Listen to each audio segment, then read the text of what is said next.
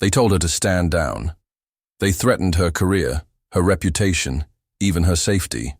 But when Pam Bondi, the former Florida Attorney General turned relentless legal warrior, walked into that hallowed Supreme Court chamber, carrying a dossier of secrets so explosive it could topple empires, history itself held its breath. The tension was so thick you could taste it, a metallic tang of fear and anticipation hanging over the packed courtroom like storm clouds before a hurricane. As Bondi approached the podium, every eye followed her, the justices' usual masks of judicial detachment slipping just enough to reveal something far more human.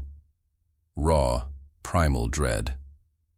What happened next wasn't just a hearing. It wasn't just testimony. It was the moment the carefully constructed facade of American justice cracked open for the world to see the rot festering beneath. And when Bondi uttered those 9 earth-shattering words, "I have absolute proof this court has been compromised," the gasps weren't just heard in the room. They echoed across a nation suddenly realizing its entire understanding of justice might have been a lie all along. Every detail of Bondi's entrance was a masterclass in psychological dominance, from the precise click of her Louboutins against the marble floor, a sound that somehow cut through the muffled whispers like gunshots, to the way she deliberately avoided making eye contact with any justice until the exact moment she wanted their undivided attention. Her charcoal gray suit wasn't just professional attire. It was armor, the razor-sharp lapels looking capable of drawing blood, the slight sheen of the fabric catching the courtroom lights like a warning flare. The way she carried that simple black binder, gripped in her left hand like a prosecutor carrying evidence to a capital murder trial, sent a clearer message than any opening statement could. This wasn't a request for the court's consideration. This was an execution. Chief Justice Roberts' usually impeccable composure showed its first fracture when Bondi didn't immediately begin speaking, instead fixing each justice with a slow, deliberate stare that lingered just a second too long on Kavanaugh, then Thomas, then back to Roberts. His fingers, normally so steady when wielding the gavel of the nation's highest court, developed an almost imperceptible tremor as he adjusted his glasses for the 3rd time in 15 seconds. Justice Sotomayor's normally expressive face went carefully, terrifyingly blank, the face of someone realizing they're standing on a trap door about to spring. Justice Alito's right knee began bouncing under the bench at a rhythm just fast enough to betray his racing pulse. And in the gallery, the normally jaded press corps transformed into something resembling war correspondents in a bunker, frantic scribbling, muted curse words, one veteran journalist actually dropping his pen when Bondi finally spoke. What Bondi revealed wasn't just damaging, it was apocalyptic in its implications. The first email she read aloud was dated exactly 3 days before the court heard oral arguments in a landmark campaign finance case. The sender? A billionaire donor whose name was synonymous with dark money and politics. The recipient? A senior Justice Department official whose wife happened to be clerking for one of the justices hearing that very case. The content? A shockingly blatant discussion of how certain market fluctuations would benefit certain interested parties if the court ruled a particular way. The second document was worse, a memo from a high-powered D.C. law firm outlining which justices were approachable on certain issues and which needed alternative persuasion methods. The real dagger came when Bondi projected text messages between 2 federal judges, laughing about how they'd already gotten the signal on how a major First Amendment case would go before the petitioners even filed their brief. The timestamp showed these messages were exchanged during what was supposed to be the court's private deliberation period. As each revelation landed, the courtroom transformed, the initial shock giving way to something far more dangerous, the dawning realization that this wasn't about one corrupt official or one shady deal. This was about the entire system.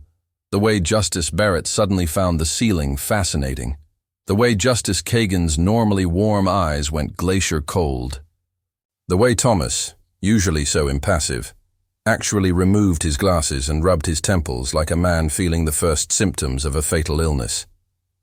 Within minutes of Bondi leaving the podium, She refused to take questions, simply stating, "The evidence speaks for itself," before walking out. The internet had already fractured into warring realities. SCOTUS scandal was trending globally, but so was Bondi lies, the disinformation machine roaring to life with terrifying efficiency. Protesters materialized outside the Supreme Court building so quickly they seemed conjured by magic, their signs ranging from judicial tyranny to "don't believe the deep state." Congressional switchboards melted down under the volume of calls. 4 major news networks interrupted regular programming for special reports that all told completely different versions of the same event. But the true horror show was happening behind the scenes. 3 federal judges submitted surprise resignations within hours. A prominent court clerk was escorted from the building by security. The Attorney General called an emergency press conference only to say absolutely nothing of substance. Meanwhile, in hotel rooms and private jets and undisclosed locations across the Capitol, power brokers were having the kind of emergency meetings that change the course of nations, not to discuss reform, but damage control. The most telling reaction came from a former White House chief of staff who texted a colleague a single line that later leaked, "We need to disappear this before morning." This isn't about left versus right. This isn't about liberal or conservative. This is about whether an entire nation will choose to see what's been placed directly in front of its eyes. When you look at Bondi's evidence, when you watch the justices' reactions, when you see the establishment's panic, what do you truly believe?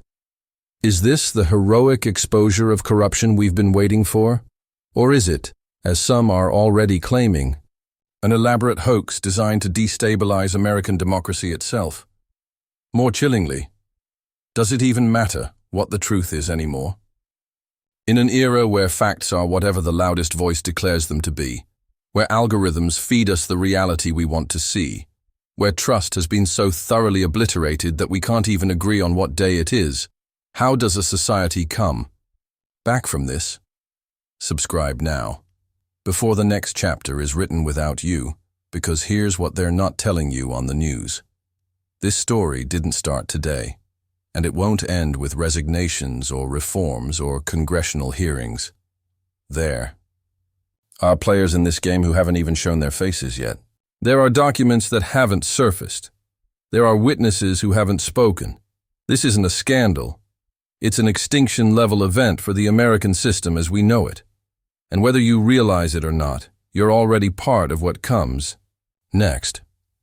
Do you think this leads to real reform, or just another cycle of outrage until the next distraction comes along? Warning: what you choose to believe today will determine what kind of country wakes up tomorrow.